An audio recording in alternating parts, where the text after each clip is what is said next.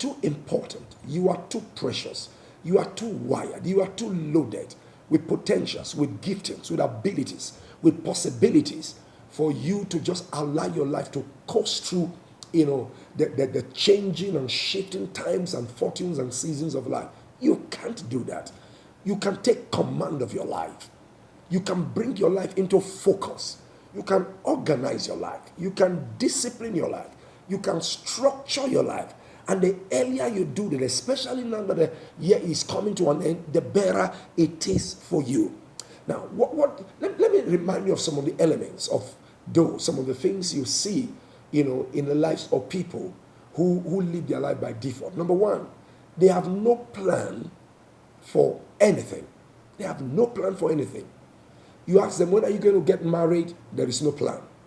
They're just hoping that one day things will fall in place, and when the time is just ripe, they marry. There are many young men that way. You ask some people, what is your career plan? What do you intend to be? You hear some people say, we are watching how things will go. No. You can't be watching how things will go. You've got to know where you are headed.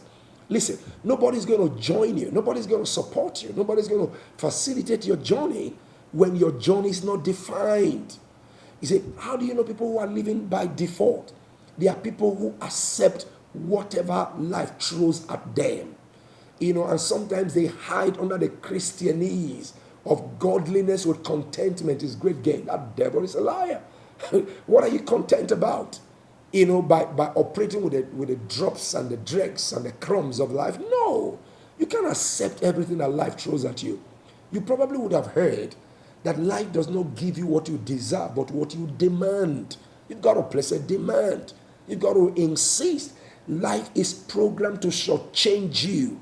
That they are called competitors. They are called adversaries. They are called opposers and enemies. Call it whatever you may. Life is not designed to allow ripe fruits to just fall on your lap of their own accord. You've got to reach out.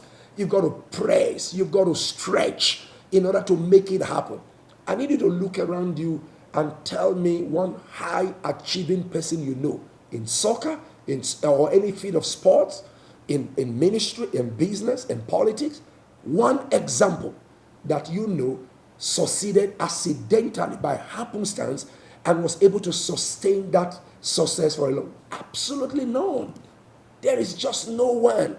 That is why it's always intriguing to me that there are people who can dare take on life without a plan. You've got to have a plan for your finance.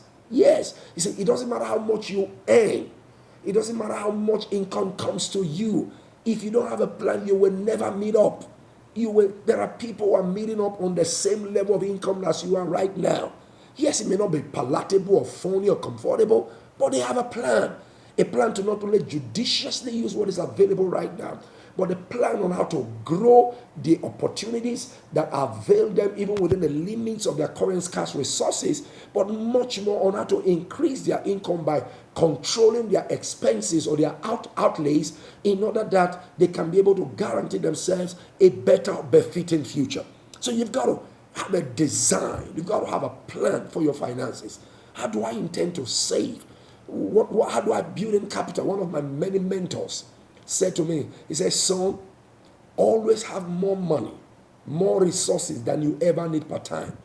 And he explained it. He said, because you will never see or seize or be given opportunities that you don't have the current preparedness to be able to take advantage. You won't even see it.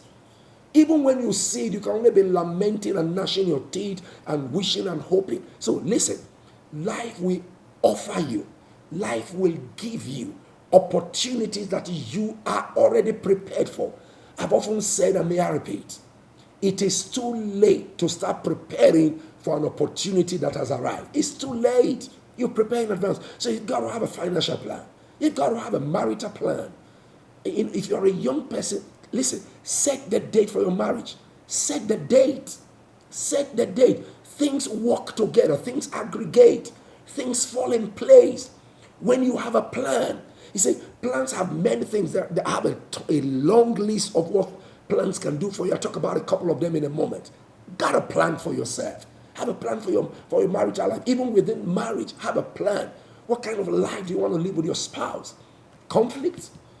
Or always constant squabbles and quarrels? It's a plan, yes.